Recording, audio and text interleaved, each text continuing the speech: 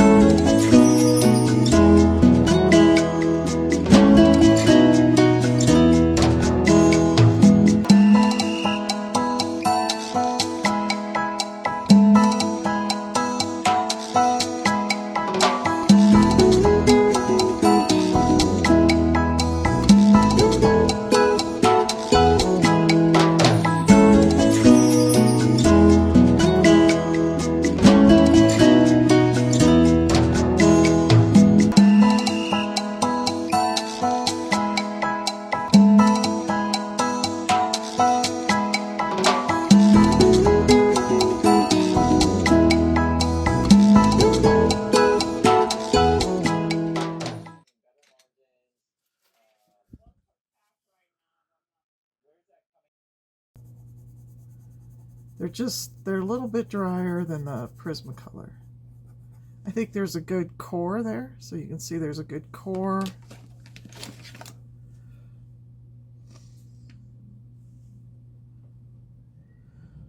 So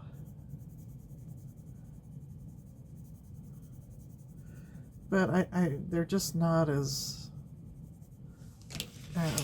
rich as the Prismacolor. This one's unmarked, so I don't have no clue what it is.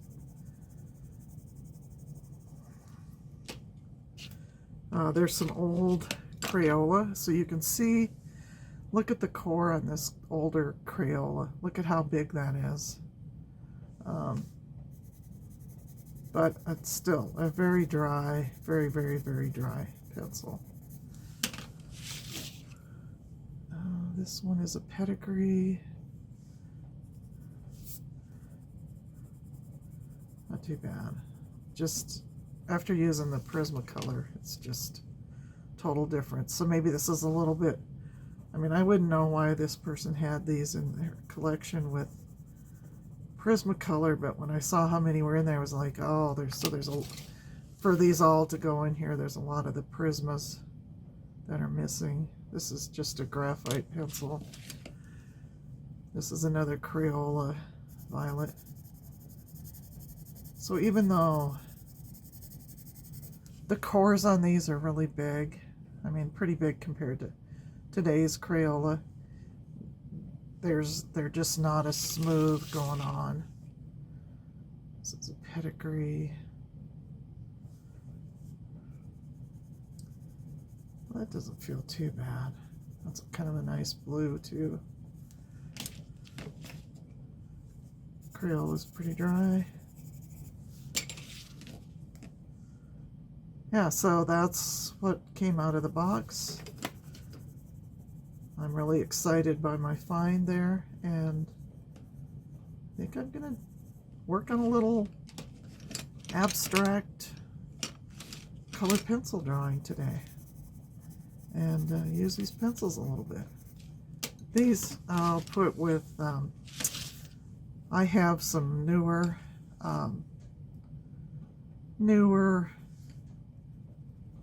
Crayola and some other ones that I put to the side. I don't know what that's kind of an interesting pencil. Oh, it's an eyeliner. Wow, cool. I'll probably just put these with. I don't want to get rid of them because I think I could use them. And the leads are really hard. I think you could sharpen these up to a point if you've got some details like you would use Varathans for. So maybe that's why I can only speculate on why this person had them with their set of Prismacolors, unless they used them for something like that. Do this blue. See what it's like.